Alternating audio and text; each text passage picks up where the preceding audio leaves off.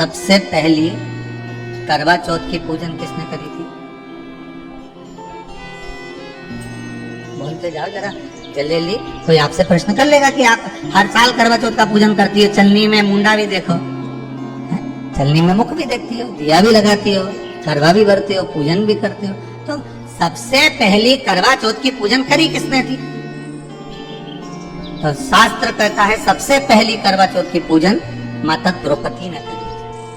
किसने करवाई थी? तो कहा भगवान कृष्ण ने करवाई। क्यों करवाई थी? तो कहा अर्जुन द्रौपदी को छोड़कर नीलगिरी पर्वत पर तप करने चले गए थे।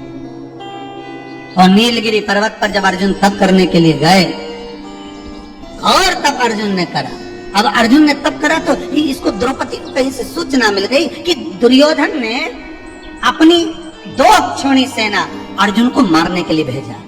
अब व्यक्ति अगर नेत्र बंद करके बैठा है, साधना में बैठा हुआ है, तप में बैठा हुआ है, अपनी भक्ति में बैठा हुआ है और कोई आया पीछे से और उसने वार कर दिया तो किसको मालूम पड़ेगा? कौन जानेगा? अब अर्जुन अगर तप साधना में बैठे हुए हैं और द्रौपदी का पति अर्जुन अगर तप साधना में बैठा और पीछे से अगर दुर्योधन आक्रमण कर रहा है 2 अक्षौणी सेना के साथ, तो कौन जान सकता? तो भगवान कृष्ण दौड़ कर गए द्रौपदी के पास में। द्रौपदी द्रौपदी द्रौपदी ने ठाकुर जी के चरण पकड़ लिए, तुरंत हाथ जोड़कर बोली प्रभु क्या बात है, आप बताओ क्या हो गया? भगवान बोलने लगे द्रौपदी तुझे कुछ मालूम है? द्रौपदी बोली नहीं प्रभु, क्या हो गया बताइए आप मुझे, तुझे मालूम नहीं? दुर्योधन ने 2 अक्षौणी सेना अर्जुन को मारने के लिए नीलगिरी पर्वत पर भेजी। तो द्रौपदी ने कहा अर्जुन अगर भगवान की भक्ति को धारण करने के लिए गए हैं और दुर्योधन ने अगर सेना भेज भी दी है तो क्या मेरे पति की रक्षा वो परमात्मा नहीं करेगा जिसका वो स्मरण कर रहा है, जिसका वो पूजन कर रहा है, जिसकी वो भक्ति को धारण कर रहा है?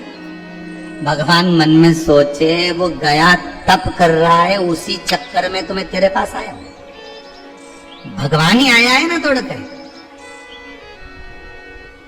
दूसरा कोई तो नहीं आया ना। मार्ग दिखाने वाला कौन होता है? परमात्मा। मार्ग बताने वाला कौन होता है? परमात्मा।